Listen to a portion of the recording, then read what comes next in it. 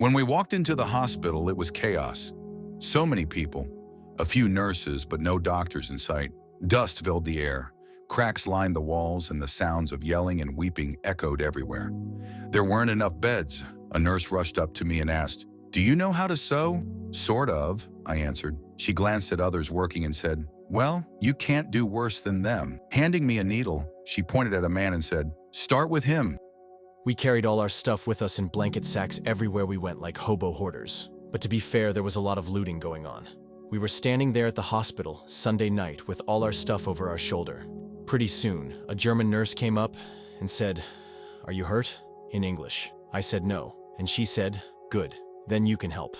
What I saw made me sick to my stomach.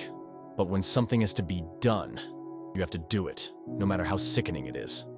I mostly stitched wounds. That was the first time I had ever done that. There were only 3 doctors, and they were in surgery constantly. The hospital conditions that night were unbelievable. My hands were filthy, and with nothing to clean them, I wiped them on my clothes and kept working. There was no anesthesia for patients with gaping wounds or scalps peeled back from their foreheads. They simply screamed as we stitched them up. The floor looked like a butcher shop. Clumps of cut hair, blood mixed with dirt, gauze pads soaked in red, all trampled together. There was no time to clean. More and more people crowded in, while others outside begged to be let in. It made us sick, but we had no choice. These people needed help. The only treatment available was streptomycin powder, usually injected with sterilized water. But there was no water, so we just poured the powder directly into wounds.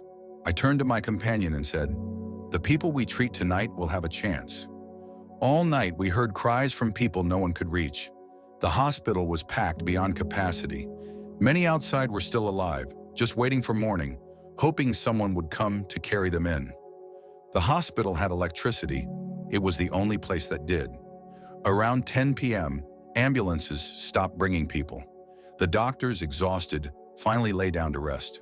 We did too. But throughout the night, the earth trembled with aftershocks. In the darkness, we could hear people moaning and crying. A few badly injured patients, terrified the hospital would collapse, tried to run outside. We tried to calm them. We prayed with them. We prayed whenever we had a moment. More than medicine, they needed hope, so that's what we gave them.